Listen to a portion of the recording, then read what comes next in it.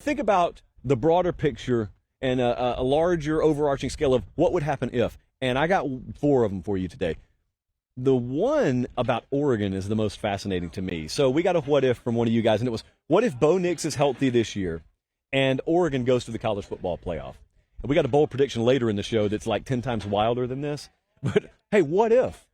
What if that happens? Well, my first thought is, my oh my, how the story arc will have shifted on Bo Nix.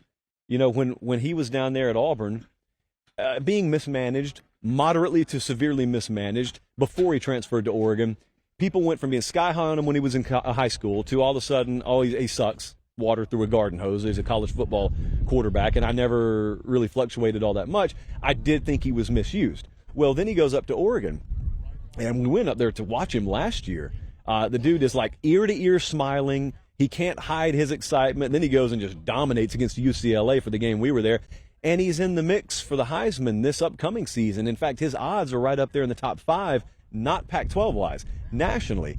And I don't know that we're close enough to the season where most of the college football public has realized that yet. Granted, we're in college football preview magazine season, so more and more of you are starting to realize that you need to take Bo Nix seriously. I don't know what else to tell you. You should have been taking him seriously last year. At this point, if you laugh or scoff at the notion that Bo Nix could be a Heisman contender and Bo Nix could put Oregon in the playoff picture, the joke's not on us. The joke's on you.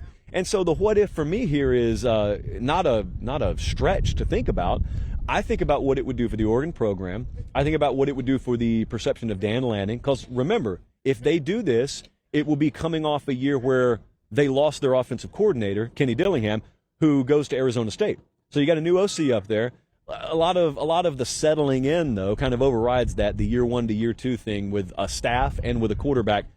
It'd be a big story, though. I mean, listen, a Pac-12 team going to the playoff period is a big story. It's only happened twice in the playoff era. Oregon, the first year, and Washington a couple of years later. That's it.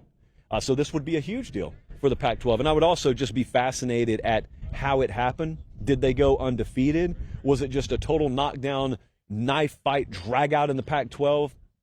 Did they shore up some of the defensive issues they had last year, or did Bo Nix and company just outscore everyone? So that's a what if in the Pac-12. What about Texas A&M? This is a fun what if. I think a lot of you are going to get fired up if this does happen. What if Bobby Petrino was really the missing ingredient all along in College Station?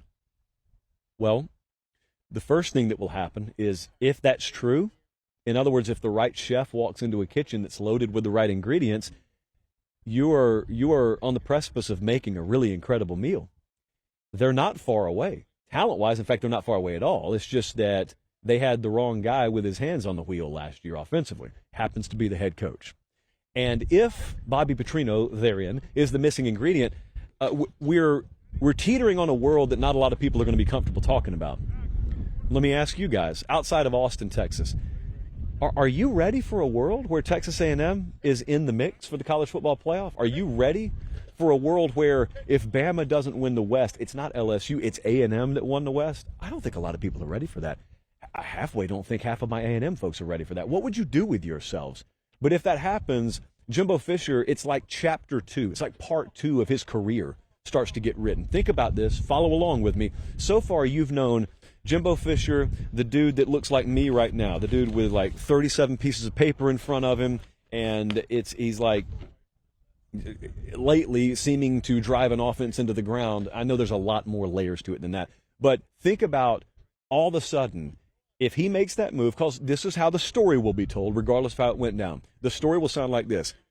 Jimbo Fisher realized he had to make a move. He went out, he brought in Bobby Petrino, and all of a sudden, boom, things took off. And all of a sudden, it becomes Jimbo Fisher, the CEO. Now, folks closer to the program know CEO are the last 3 letters that you would ever put around Jimbo Fisher to accurately describe what his strengths are. But that doesn't matter in storytelling, because storytelling just wants to present things nice and neat where we can put it on the shelf and the consumer wants to buy it. So what if Bobby Petrino was the missing ingredient?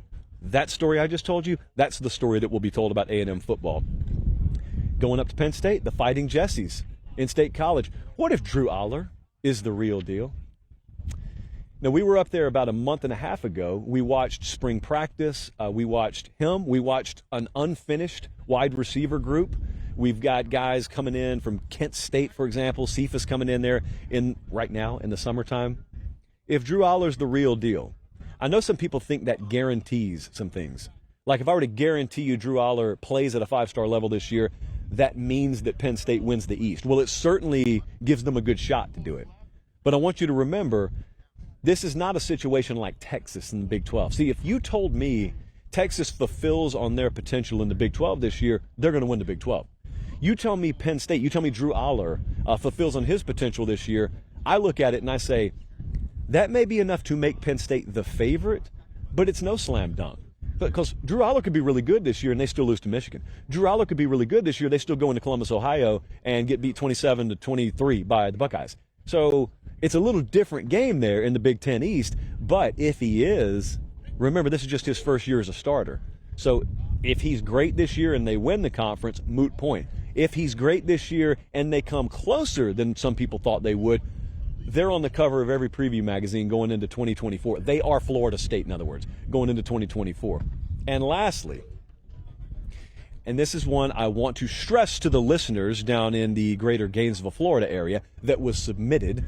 I didn't come up with this one, although we have a well-documented alleged hatred on my end for the Florida Gators. Not quite sure where it came from, but apparently it's there. The what if goes as follows. What if Florida is bad this year, but FSU just rolls and Miami picks up steam?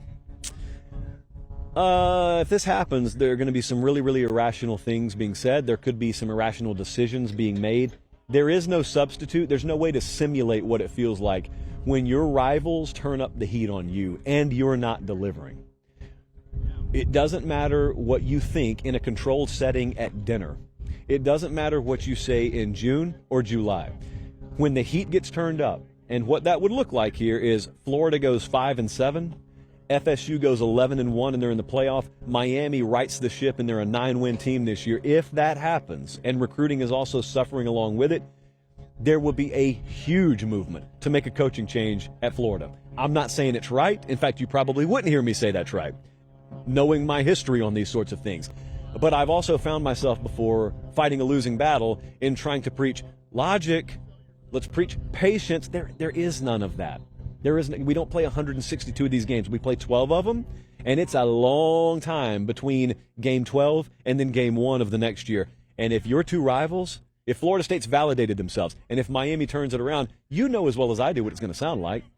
If they can do it, why can't we? If Mario did it in 2 years, why can't we? Mike Norvell figured it out. He's not even recruiting as well as we are. Why can't we? That's what it's going to sound like.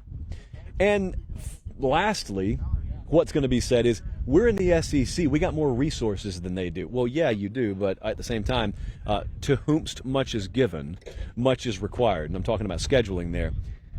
The other part of that is, this is not entirely wrong. If you don't have any traction as a Florida program exiting 2023, all you're going to have for 7 months is time to look at that upcoming schedule in 2024. Will not be fun. Not going to be fun anyway, but it's especially not going to be fun if they're coming off a 5 or 6 win season. So you see, the what if game is very dangerous because it's a glass half full, glass half empty thing.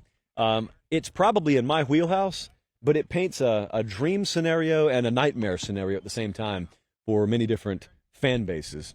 And then we'll ultimately see what happens. That's what God created the fall for, as Meemaw would say.